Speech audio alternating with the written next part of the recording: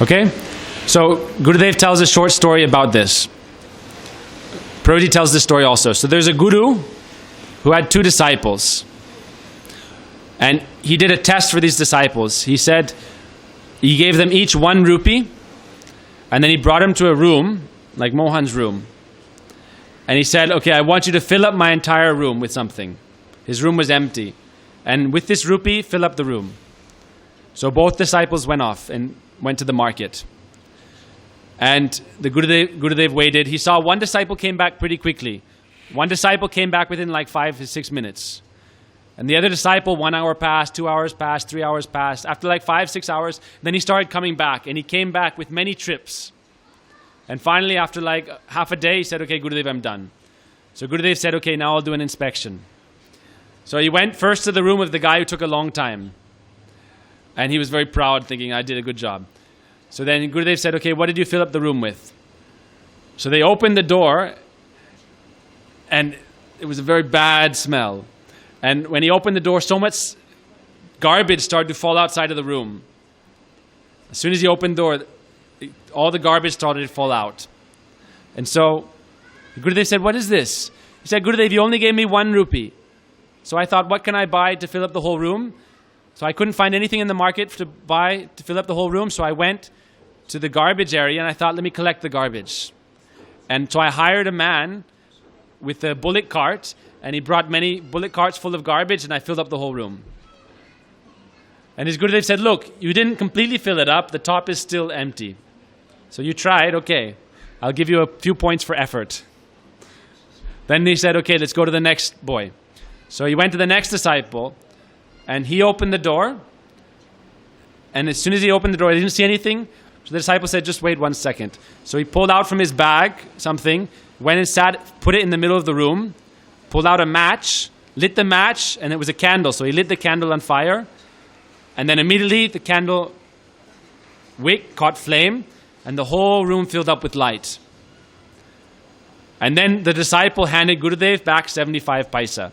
He said, Gurudev, I bought 1 candle and a few matches, so it was only like 25 paisa. Here's the rest of the 75 cents. And his Gurudev said, yes, very good. So this is the point, is that we are collecting so many things in Maya, like garbage, and we think it's very valuable. And okay, this is very pleasing to Gurudev and Bhagavan. It said even all these, like we may think, I'm such a good disciple, I build so many temples, distribute so many books, I do so many big activities, I collect so much money. But if we have not developed prem, pure love, and if we have not helped anyone else develop pure love or bhakti, then all our activities are just external, like husk. There's a verse in the Bhagavatam saying, Shreya shritim bhaktim udasyate vibho klishante kevala bodha labdayo. That we do so much hard work trying to get some value, artha. And it's described like a person who is threshing grain before to get atta, wheat. They take all the wheat stalks and they'll beat them until all the grains come out. But a foolish person will take all these wheat stalks after all the grains are already taken out. And they'll be beating and beating and beating like a ton of grain, trying to get out the grains. But everything's already gone. So it said, Shreya sitim bhakti mudasyate vibho. Without pure bhakti, devotion, anything you're doing is just useless labor. Like beating on empty husks. You're not going to get any substance from it. So it's like the disciple who thought, I'm going to take Gurudev's money and buy a bunch of garbage and fill up the room. What is the value of that?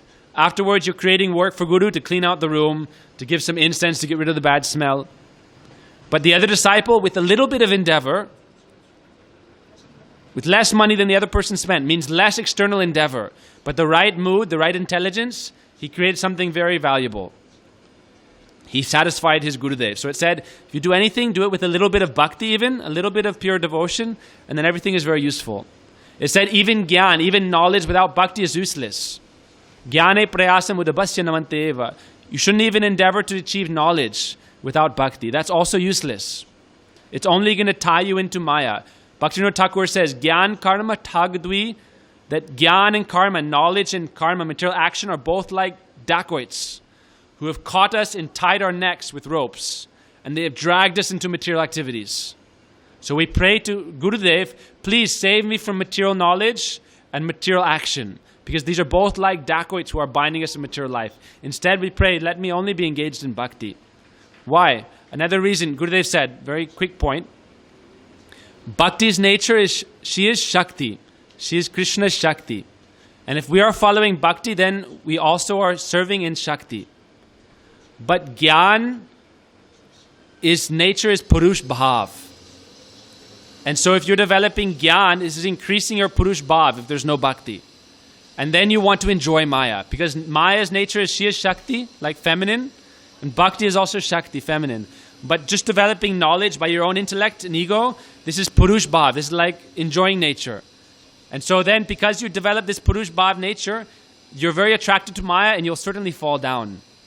You'll fall down into Maya. If you're only developing knowledge or austerity, renunciation, this is all the Purush nature. Not Prakriti nature, not Seva nature. So the more Purush nature you're developing, the more certain you will be to fall down. Because these negatives are attracting. You're doing something that's Purush nature, you're going to be attracted to material Prakriti. Material Purush will be attracted to material Maya. But if we serve through bhakti, then that bhakti, which is transcendental, that will attract us towards Sri Krishna, Param Purush, the supreme entity. Then we can get Param Purushartha Krishna Prem. So if we want to develop the real goal of life and get something that's valuable, we have to follow bhakti. Everything else has no value. Gyan has no value. Karma has no value. Gyan has no, Tyag has no value. Renunciation has no value.